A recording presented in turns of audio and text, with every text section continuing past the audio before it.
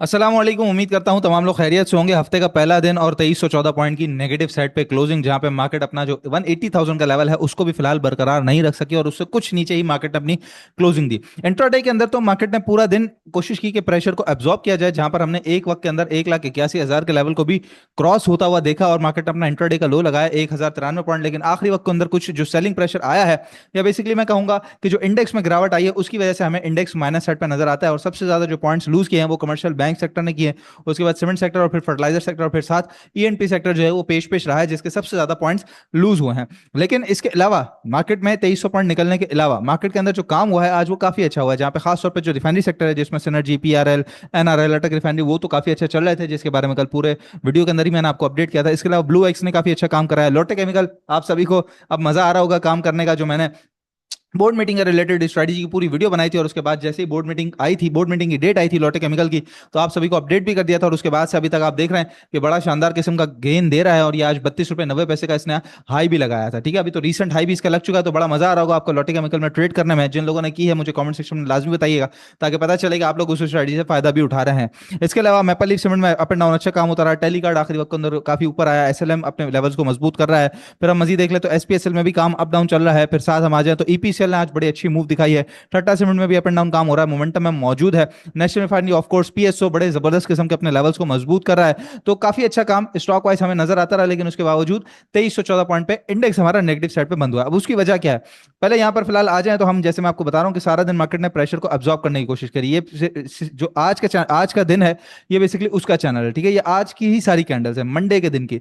Market यहां पे खुली, जरा सा नीचे की तरफ गई, उसके बाद ऊपर आई और आज अगर आप देखें तो रुख मार्केट का पूरा सीधा ऊपर की तरफ था अंटिल दोपहर 1:45 तक। ये मार्केट कंटिन्यू जो है वो सीधी ऊपर की तरफ जा रही थी और बड़ा अच्छा जो है वो अप एंड डाउन का चैनल बन रहा था, जहां पर मार्केट ने फिर एक जरा सा सेलिंग प्रेशर देखा और उसके बाद इंडेक्स हमारा नीचे की तरफ आया है। अब मैं बार बार इंडेक्स नीचे की तरफ आया क्यों कह रहा हूं, क्योंकि अगर आप वॉल्यूम देखेंगे तो वॉल्यूम आज बिल्कुल ठंडे से वॉल्यूम थे। ठीक है, तो अगर मार्केट के अंदर कोई बड़ा सेलिंग प्रेशर होता है या कोई ऐसी खराबी वाली सूरत होती तो यहाँ पे अच्छा खासा माल छोड़ा जाता और मार्केट के अंदर वॉल्यूम्स बढ़ते हुए आप देखते। तो वॉल्यूम्स के साथ मार्केट नीचे नहीं आई, इसका मतलब सिर्फ और सिर्फ कमर्शियल बैंक, सीमेंट और फर्टिलाइजर के जो पॉइंट्स निकले हैं उसकी वजह से इंडेक्स ने अपने पॉइंट्स को लूज किया है, इंडेक्स ने अपने लेवल्स को लूज किया। अदरवाइज मार्केट के अंदर स्टॉक वाइज मोमेंटम बंधा हुआ है, मार्केट के अंदर जो बाइंग इंटरेस्ट है वो मौजूद है। लेकिन हाँ, बाइंग इंटरेस्ट मौजूद है बट वो कॉशियस अप्रोच के साथ साथ है। तो हम भी कॉशियस अप्रोच के साथ ही काम कर रहे हैं। जहां 188,000 पे जब आपको सेलिंग का बताया गया था तो ये बिल्कुल मार्केट का रेजिस्टेंस जोन था। अब अगर आप मार्केट को देखेंगे तो मार्केट अपने सपोर्ट जोन के करीब है। तो सपोर्ट जोन के करीब मार्केट के अंदर पीछे हटके नहीं बैठा जाता, मार्केट के अंदर कॉशियसली बुलिश अप्रोच के साथ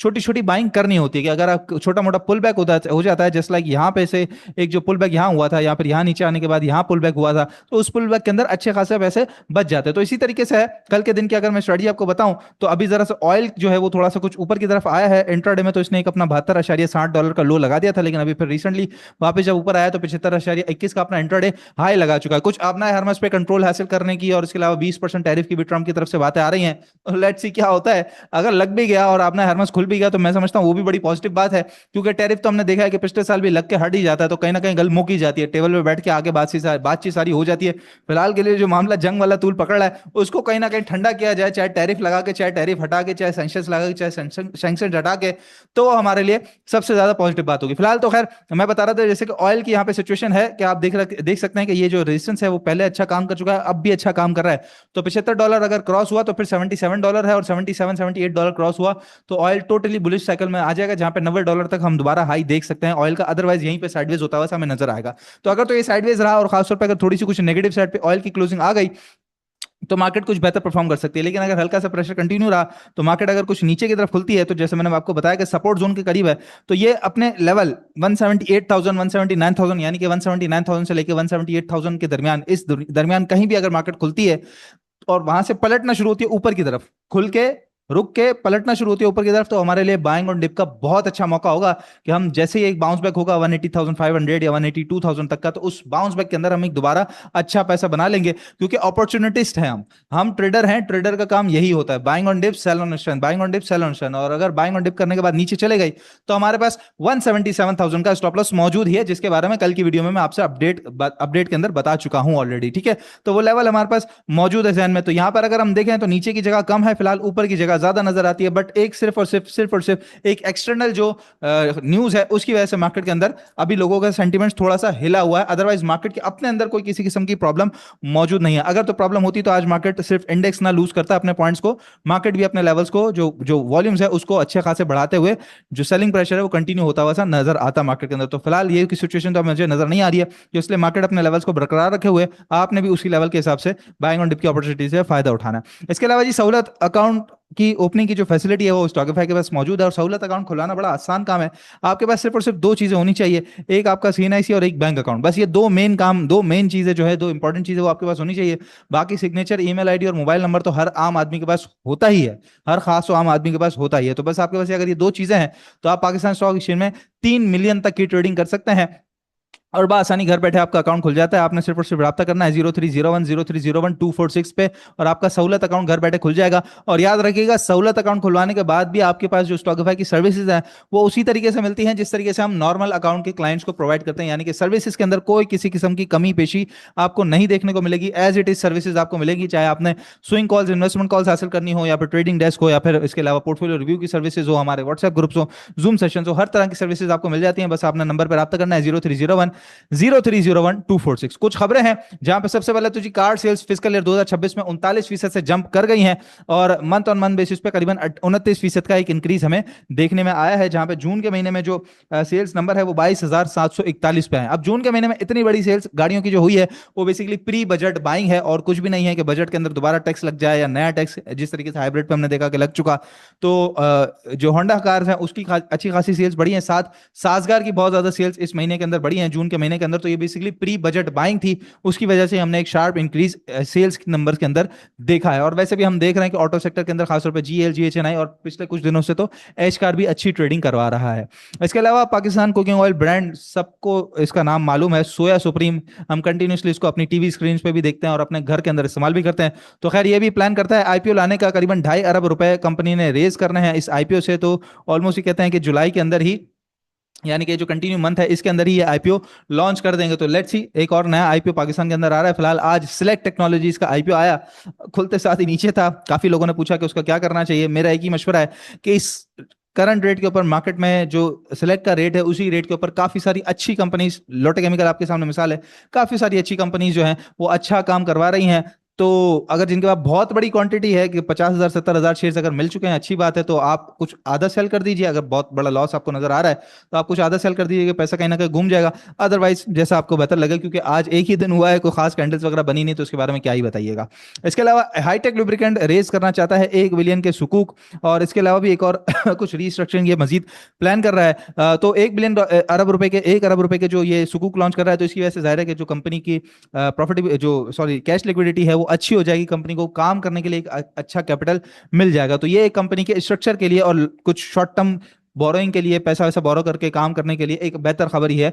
लॉन्ग टर्म में इसका बड़ा फायदा हो सकता है। इसके अलावा ब्लू एक्स की तरफ से एक मटेरियल इंफॉर्मेशन आई थी जहां पर ये कहती है कि एक नेगोशिएशन कर रही है tech based logistic fintech company को एक्वायर करने के लिए। ज्यादा कंपनी ने कुछ डेवलपमेंट शेयर नहीं की, बस इसने कहा कि भाई अभी हम इस बात को आप तक पहुंचा रहे हैं। Further details of the transaction would be shared once finalize हो जाएगा तो फिर हम आगे इसको देखेंगे। और ब्लू एक्स काफी अच्छा ट्रेड करा रहा है, हम पहले भी अपने ग्रुप के अंदर इसकी कॉल्स वगैरह दे चुके हैं ऑलरेडी, और काफी अच्छा ये अपनी जो छोटी मोटी रेंज है उसके अंदर ट्रेडिंग करा रहा होता है। खासतौर पर जिन्होंने पेनी स्टॉक के अंदर काम करना है, क्योंकि एक्स होने के बाद जब ये पेनी हो चुका है तो उसके अंदर अच्छी ट्रेडिंग हो सकती है।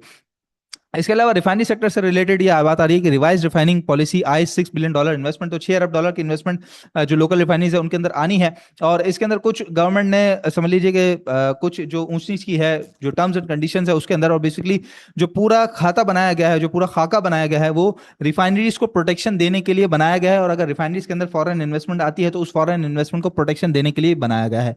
इस पूरे आर्टिकल को पढ़ने के बाद जो एक जहन बना है सीधा सीधा वो ये बना है कि जो सबसे बड़ा फायदा होने जा रहा है वो सिनर्जी को होने जा रहा है, क्योंकि सिनर्जी सबसे बड़ी रिफाइनरी है पाकिस्तान की, तो सबसे बड़ा जो अपग्रेड है वो सिनर्जी के साथ होने जा रहा है, और एक बहुत बड़ा स्ट्रक्चरल चेंज सिनर्जी के साथ हो जाएगा अगर तो ये पॉलिसी अप्रूव हो जाती है। तो सिनर्जी पे इसीलिए खासतौर पर नजर रखिएगा क्योंकि शानदार ट्रेडिंग करा रहा है, और 14 और फिर 16 रुपए तक के टारगेट के लिए कंटिन्यू फिलहाल आपको मिल सकता है। तो रिफाइनरी कंटिन्यू इस वक्त खबरों में है, बिल्कुल भी नहीं छोड़ना चाहिए ऐसे सेक्टर को जो कंटिन्यू इंटरेस्ट में मौजूद हो। तो ये सूरत हाल है जी पूरी मार्केट की। आज ज्यादा उतार चढ़ाव था नहीं, तो इसलिए ज्यादा बात करने को भी नहीं था। बहरहाल आज दो स्टॉक्स जो हमने डिस्कस करने हैं वो है एक मैपल लीफ और दूसरा है हमारे पास के इलेक्ट्रिक। सबसे पहले के इलेक्ट्रिक की बात कर ली जाए तो इसके अंदर ये सिचुएशन बन रही है जहाँ पे बॉटम टॉप और फिर ये बॉटम और फिर टॉप और फिर बॉटम टॉप और फिर बॉटम के करीब करीब आ चुका है, और चाहे बड़ा परफेक्ट किस्म का इसका जो एक चैनल बन रहा है डेली के ऊपर, तो फिलहाल बॉटम के करीब है। अच्छी बात यह है कि यहाँ पर अगर आप देखें तो ये ₹7.70, फिर यहाँ अगर आप देखें तो ₹7.70, फिर यहाँ अगर आप देखें तो ₹7.72, तो परफेक्ट किस्म का स्टॉप लॉस हमें मिल चुका है। फिलहाल करंट रेट जो है वो ₹7.93, 7.93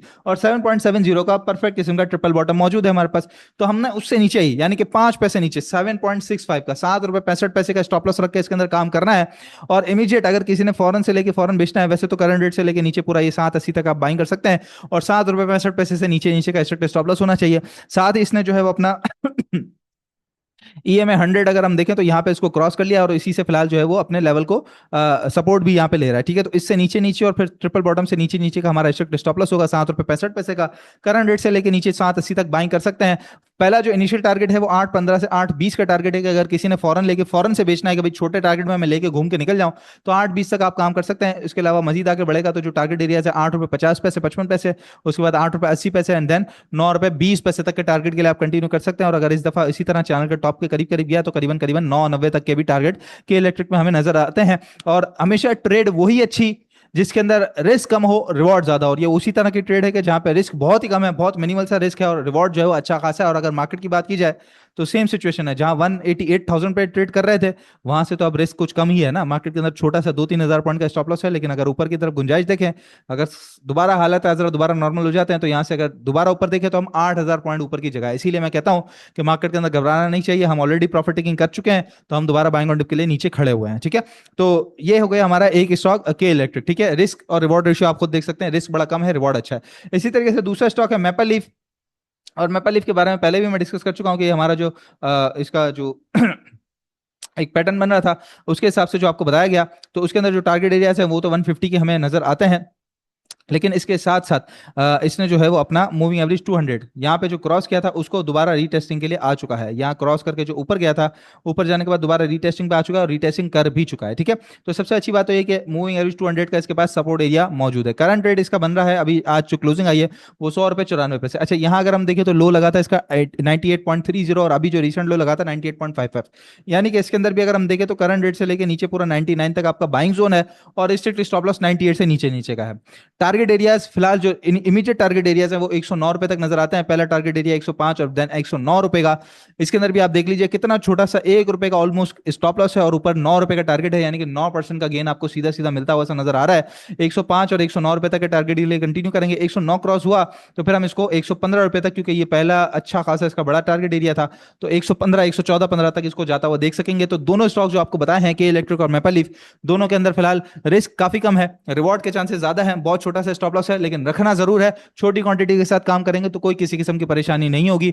बाकी अगर नहीं समझ आ रहा मार्केट में काम किस तरीके से करना है, तो जस्ट आपने 03010301 इस नंबर पर व्हाट्सएप पर रब्ता करके अपना अकाउंट स्टॉकिफाई के पास खुलवाना है। जैसे ही अकाउंट स्टॉकिफाई के पास खुल जाता है तो आपकी एडवाइजरी सर्विसेज स्टॉकिफाई के साथ फ्री ऑफ कॉस्ट मिलना शुरू हो जाती हैं, और उससे आपको भरपूर गाइडेंस भी मिल जाती है कि आपने मार्केट में काम क्या करना है और कैसे करना है। इंशाल्लाह ताला नेक्स्ट वीडियो में आप लोगों से मुलाकात होगी। अपना बहुत ख्याल रखिएगा। अल्लाह हाफिज।